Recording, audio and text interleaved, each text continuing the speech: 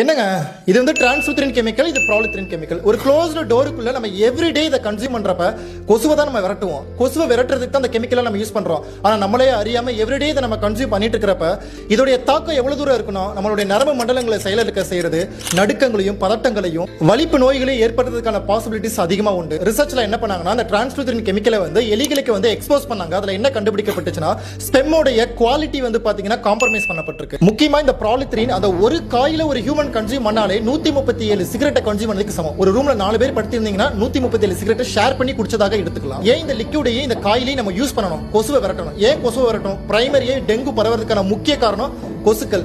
தமிழ்நாட்டில் மட்டுமே இந்த இயர்ல 4000 கேஸ் ரிப்போர்ட் பண்ணப்பட்டிருக்கு. ரீசன்ட் டேஸா ஹெவியா நீங்க ஃபிளாஷ் நியூஸ் நீங்க பார்த்திருப்பீங்க டெங்கு பரவலை பத்தி. இந்தியா முழுவதும் நியர்லி 1 lakh ரிப்போர்ட் பண்ணப்பட்டிருக்கு டெங்கு. டெங்குக்கு கியூர் கிடையாது. கறிவேப்பிலை இலை, பிரியாணி இலை, கிராம்பு, கற்பூரம், கடுகு எண்ணெய், இந்த மஸ்டர்ட் எண்ணெய் தான் நம்ம கடுகு எண்ணெய்னு சொல்லுவோம். அந்த புகை மூலியமா கொசுக்கள் வந்து பாத்தீங்கன்னா நேச்சுரலான முறையில் நம்மளால விரட்ட முடியும். எந்த விதமான சைடு எஃபெக்ட் நமக்கு இருக்காது. மேக்ஸிமம் நிறைய பேருக்கு தெரியப்படுத்துங்க. இந்த மாதிரியான யூஸ்ஃபுல் இன்ஃபர்மேஷனுக்கு ஃபாலோ பண்ணிக்கோங்க. சாயங்காலமே இந்த புகையை ஏற்படுத்திட்டீங்கன்னா நைட்டு வராது கொசு.